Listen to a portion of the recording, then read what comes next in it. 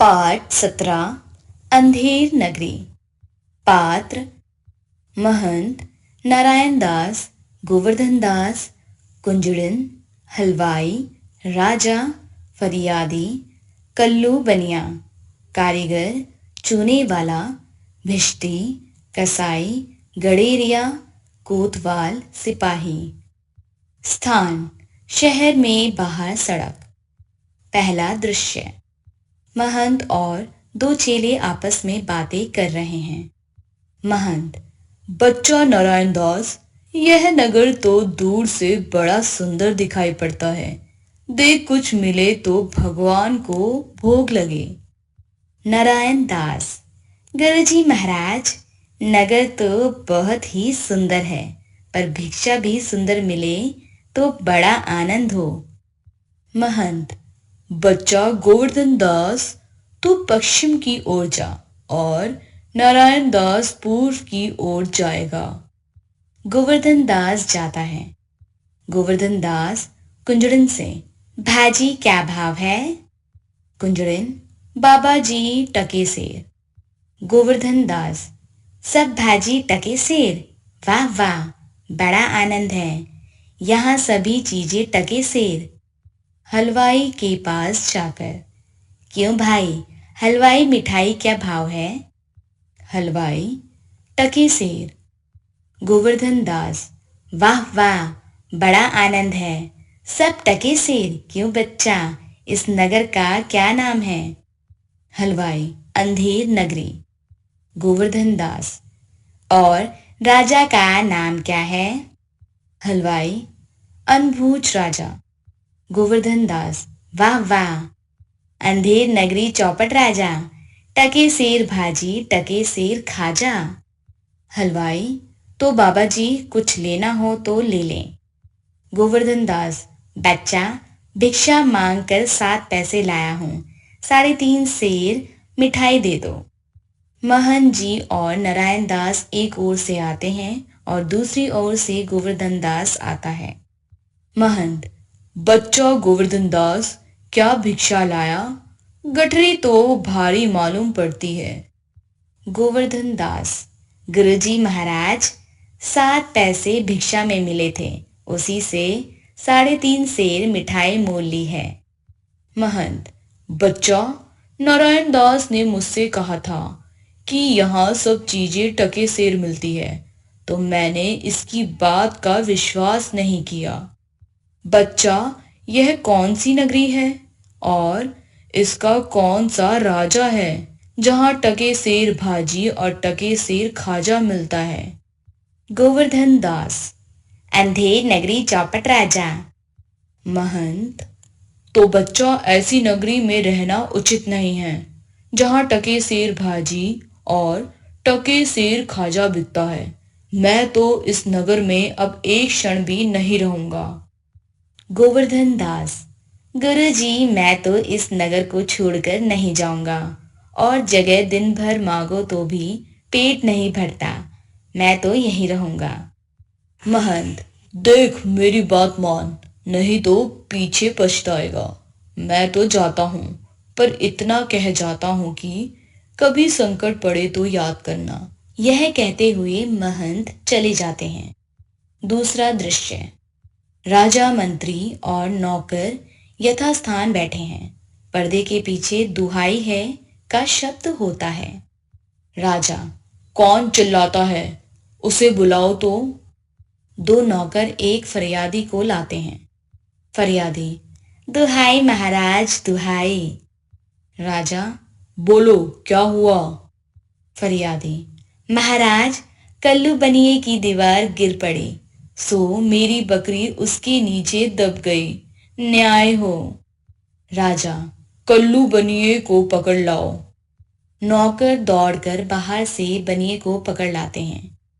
राजा, क्यों रे बनिए, इसकी बकरी क्यों दबकर मर गई? कल्लू, महाराज, मेरा कुछ दोष नहीं, कारीगर ने ऐसी दीवार बनाई कि गिर पड़ी। कारीगर लाया जाता है। राजा, क्यों रे कारीगर, इसकी दीवार कैसे गिर गई? कारीगर, महाराज, चूने वाले ने चूना ऐसा खराब बनाया कि दीवार गिर पड़ी। राजा, अच्छा, उस चूने वाले को बुलाओ। कारीगर निकाला जाता है। चूने वाला पकड़ कर लाया जाता है। राजा, क्यों रे चूने वाले, चूना खराब क्यों बनाया? चूने वाला, महाराज, भिष्टी ने चूने में पानी ज्यादा डाल दिया, इसी से चूना कमजोर हो गया। राजा, तो भिष्टी को पकड़ो। भिष्टी को लाया जाता है। राजा, क्यों रे भिष्टी, इतना पानी क्यों डाल दिया कि दीवार गिर पड़ी और बकरी दब गई? भिष्टी, महाराज, गुलाम का कोई कसूर नहीं। कसाई ने मशक इतनी बड़ी बना दी थी कि उसमें पानी ज्यादा आ गया। राजा, क्यों रे कसाई, तूने ऐसी मशक क्यों बनाई? कसाई, महाराज, गड़िये ने टके की ऐसी बड़ी भेड़ मेरे हाथ बेची की मशक बड़ी बन गई। राजा, अच्छा, कसाई को निकालो, गड़ेरिये को लाओ। कसाई निकाला जाता है। गड़ेरिया लाया जाता है। राजा, क्यों रे गड़ेरिये, ऐसी बड़ी भेड़ क्यों बेची? गड़ेरिया, महाराज, उधर से कोतवाल की सवारी आई। उसकी भीड़ भाड़ के कारण मैंने छोटी बड़ी भेड़ का ख्याल नहीं किया। मेरा कुछ कसूर नहीं। राजा, क्यों रे कोतवाल, तूने सवारी इतनी धूमधाम से क्यों निकाली की? गडरिये ने घबराकर बड़ी भेड़ बेच दी। कोतवाल, महाराज, मेरा कोई कसूर नहीं है। राजा, कुछ नहीं, ले जाओ, कोतवाल को अभी फांसी। अगला दृश्य, गोवर्धन दास बैठा मिठाई खा रहा है। गोवर्धन दास, गुरुजी ने हमको नाहक यहाँ रहने को मना किया था। माना कि देश बहुत बुरा है, पर अपना क्या, खाते पीते मस्त पड़े हैं। चार सिपाही चारों ओर से आकर उसको पकड़ लेते हैं। सिपाही, चल बे चल, मिठाई खाकर खूब मोटा हो गया है, आज मजा मिलेगा। गोवर्धन दास घबराकर, हैं, यह आफत कहाँ से आई? अरे भाई, मैंने तुम्हारा क्या बिगाड़ा है जो मुझे पकड़ते हो? सिपाही, बात यह है कि कल कोतवाल को फांसी का हुक्म हुआ था। जब उसे फांसी देने को ले गए तो फांसी का फंदा बड़ा निकला, क्योंकि कोतवाल साहब दुबले हैं। हम लोगों ने महाराज से अर्ज की।